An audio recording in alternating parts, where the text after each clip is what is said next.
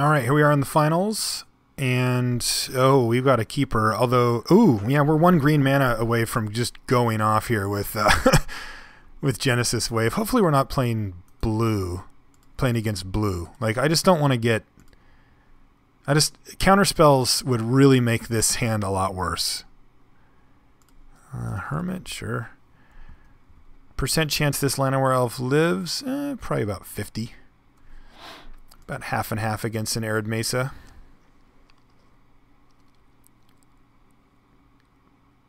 I certainly want it to live. Alright, there's times when I don't care, but this is not one of them. Yeah, crap.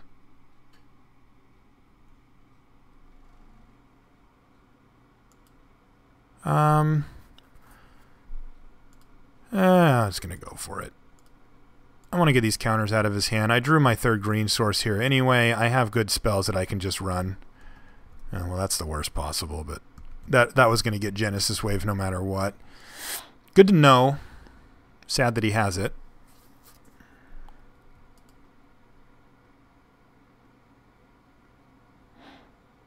Alright, he's just going off here.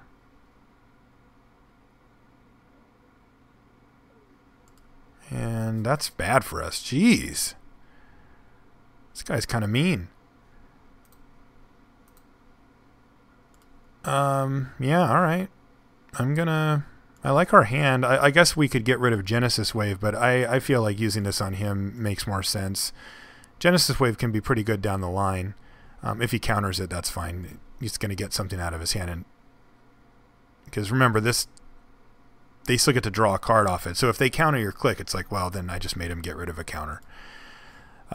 Impulse Ruin Blaster. That's interesting. I think I'm just going to let him have both. Well, no, why would I do that? It makes him use mana. No, I'll just take his Impulse.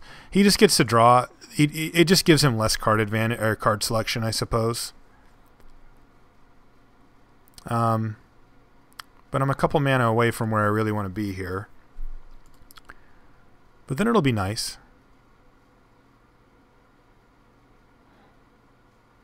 Okay, Wake Thrasher's not bad here either. Let's attack. Because right now his plan, since he's on empty, is to race us.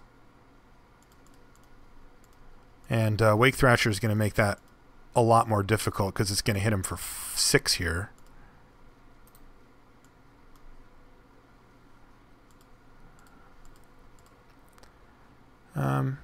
Yeah, if he kills it, that'll be a bummer, but he's just going to battle here, it looks like. Yeah, this is a big turn. What do you got, buddy?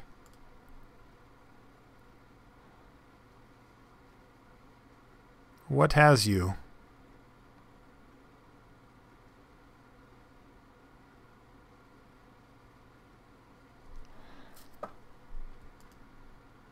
You've got a Stomp Howler for no value. Actually, for a lot of value. Blow up your own Mox. Love it. Shortcut for this, guys, is F7. If you F7 here, if all of the triggers that you have on the stack are the same, if there's different ones, it doesn't work. But if there's all of them, you would F7 and they go like that. And you don't have to go click, click, click, click, click, click, click. And then I just do this too. Land. Ugh, darn it. 4, 5, 6, 7, 8. I still like attacking here, though. Yeah, I'm still going to battle. Man, if we hit a land, that just would have been super sweet, but... This is a 2-turn clock. He could kill us next turn, but it seems unlikely that he's going to be able to. Boo. Is it Signet? Yes. Stomping Ground. Alright, so he cannot swing all out here unless we're just dead. He can definitely do that, though. Alright, land. Call this a game. Oh, I forgot to tap. Ugh, I'm dumb. 4, 5, 6, 7, 8. Did not hit a land either, so that's awkward. And now I can't attack him for lethal. Yeah, that was just obscenely bad. Now I'm going to have to chump block with Vendilion Click. Well, I still get to attack here, I guess. because if he wants to trade both of these creatures off, then that's good for me. But not tapping was just stupid. It's a weird card. I've done that before too, where I just like, you just don't think about it for a second. Yes, you can. All right, he's gonna chump.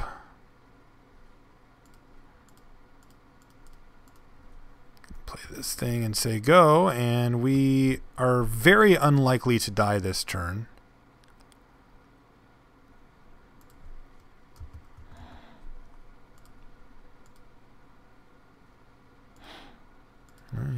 Definitely am hitting me for 4 here. I did it again, although it doesn't matter this time, but still. Drive is great. Yes, you of course can, Kamikaze Warrior. Yeah, but I did it again, right? Oh no, I guess I didn't do it that time, but I did forget. But it just didn't matter as much. Okay, do I have any play here? Acidic Slime something? I might want to do it pre-combat so that I know exactly what's going on. I can also just Aetherling here. I think Deranged Hermit's probably the best case, though. So let's play Deranged Hermit. And then I'll see what's going on. Because if I Deranged Hermit here and it resolves, then I can feel great about my attacks. And I feel great about my attacks. So we'll make him chump block here. We'll get in for a little bit. And then we put... He's just got to have, like, Cryptic Command here. Yeah, I didn't have it. Could still be dead, but probably or not. All right. We kind of barely eked that one out. He got... That first few sequences that he pulled against us were very good. But then after that, it wasn't as good for him.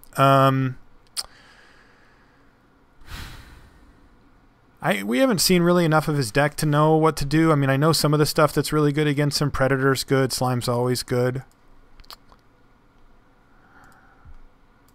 This probably is good against him. He's got Force Spike, which makes Genesis Wave like just a ton worse. Sure, you can play around it. You can be like, haha, I leave 1 mana up, and that's fine.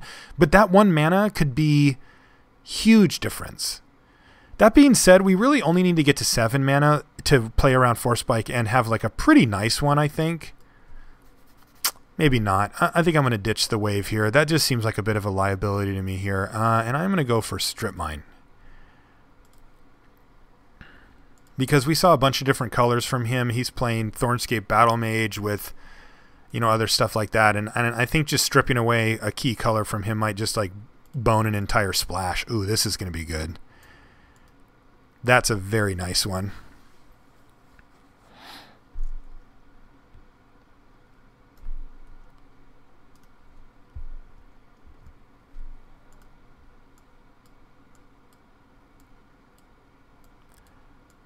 And then we even get a Sylvan Library to sort of keep us afloat later on. That's just too good. Elves go. If he plays a blue mana source, we're just going to slam Library. Never mind. Yeah, we can now Predator quite nicely, I might add. Oh, that's good. Now he has to deal with this or he starts losing permanence to my Trigon Predator, which is just nuts. Next turn, we're just going for Library. So he's got to find some way to kill this Predator. Bloodbraid, Is It Charm is not going to do it. He will get to kill our Elf, though, which is annoying because it's our second green source. But it's not good enough to kill Predator, so we get to take out his Signet now. And he's going to get to hit us a few times with that Bloodbraid Elf, so that's a thing. I still feel like we're getting the best of this, though. So let's start with this. We can always trade this off for the Bloodbraid Elf if we feel like it's putting like huge pressure on us. Which one of these do we want? Jushi Apprentice as a 1/2 that doesn't block and can die to some stuff, or just a Sylvan Library? Probably just a Sylvan.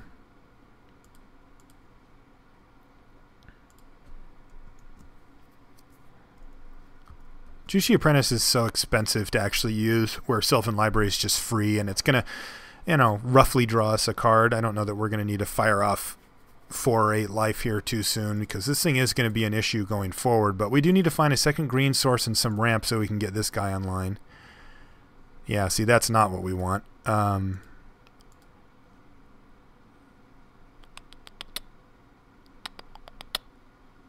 So we're going to keep this thing away from us. It's not doing what we want. Mystic Snake does, though. Mystic Snake's potentially very good here.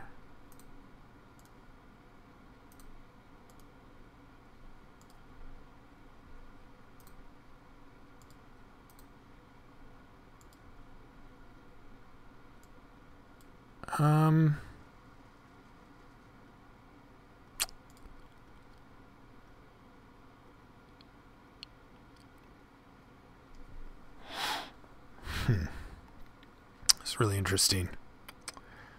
Trigon Predator can be so good against him, but he only has one threat right now, and I have a Mystic Snake. I also could just use Mystic Snake, just flash it in and kill his Bloodbraid Elf, but I feel like that's just a waste. So I think I'm just going to sit. I think I'm just going to trade off my Predator here. And just keep Snake plus Juicy Apprentice up like as we go forward, and I can just start getting him. I don't love this trade-off, but I'm at 14 here. If I just take damage indefinitely from Bloodbraid Elf, like, I can get behind far enough to actually lose this game, and I feel like I'm in a good position.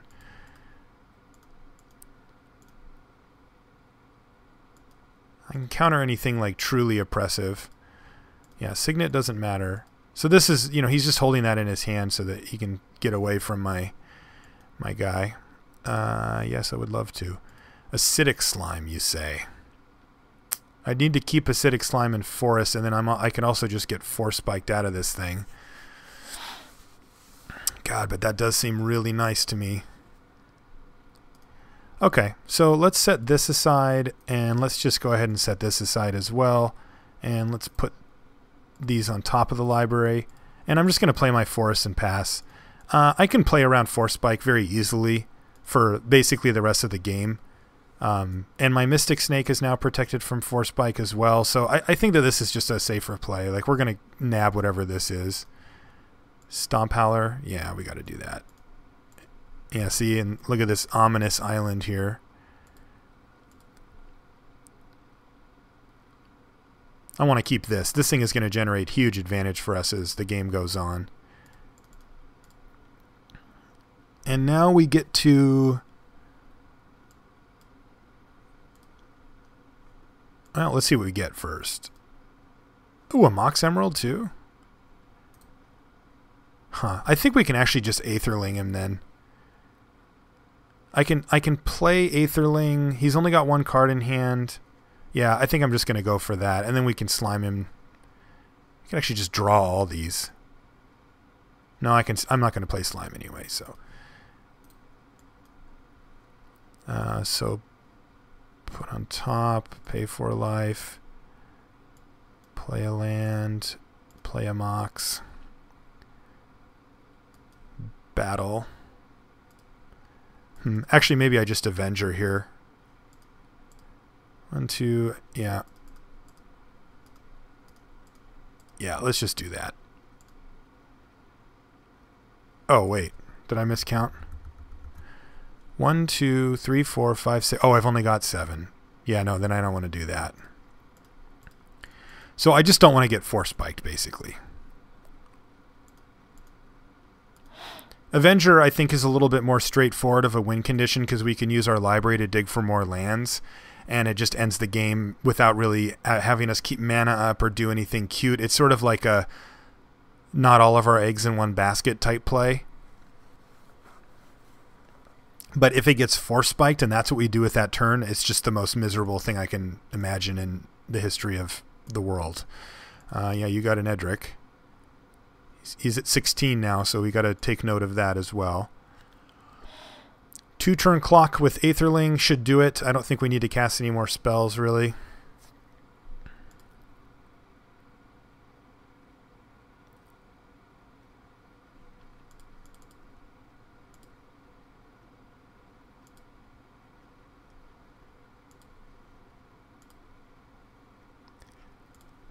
A strip mine is nice.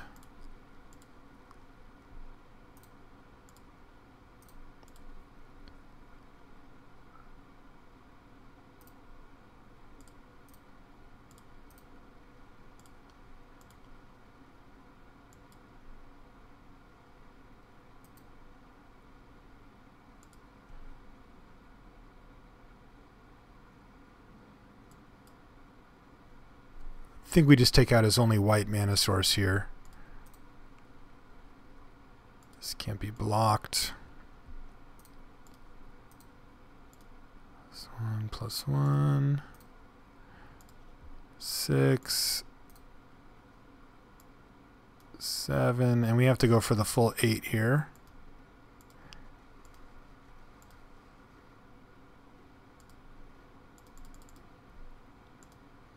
No need to send in the snake. He's going to block Edric. No need to play Jushi Apprentice. We want to be able to save our Aetherling, though with this particular color set, there's not a ton he can do. You know, he could go for control magic or something, but Aetherling just avoids all that stuff. He could always have a bounce spell of some sort or something along those lines where he can fog for a turn, but it feels like Aetherling's going to be a little too much for the blue-green, maybe a little tiny bit of red deck to handle here. You know, and that's another thing he can do is draw like something along these lines where when I make it to 8, he can shock it or something and buy himself a turn. But just like I said, it just feels like you just fall behind when that happens.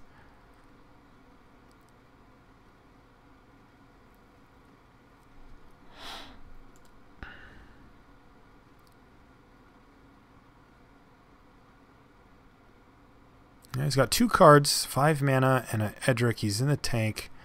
Alright, he plays Volcanic. He hit himself for 2, so this is a Metamorph? It's a Birthing Pod. Okay, so he's just giving up. Oh, no, he's not, because he can get a 4-drop. Yeah. He's got to do it now, so he's got to gain at least 2 life from this or kill Aetherling or me. He's digging. Alright, Big Daddy Edric down. Yeah, I don't really see any reason to blink Aetherling here in response. Is there anything that he can do?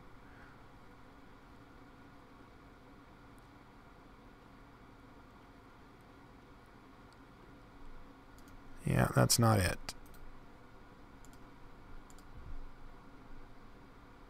Alright. We got him. Alright, so that was a fun one. Deck was pretty insane, really. 2 Moxes is insane, and then, like, that was really sweet how I was like, oh, I wish we could have, like, opposition. Boom, opposition pops up, and same thing with Awakening Zone and that kind of stuff. So, alright, if you guys want to send an email, it's lr@lrcast.com. If you want to follow me on Twitter, Marshall_LR. If you would like to join Limited Resources Clan, it's very easy. You just need 2 requirements. 1, that you love Magic. 2, that you're not a jerk. Very easy deal. And I'll send you an invite. Just ask me on Magic Online, Marshall_LR. You can leave me a message or ping me when I'm on. Last but not least, for all things Limited Resources, lrcast.com. Guys, we'll see you next time.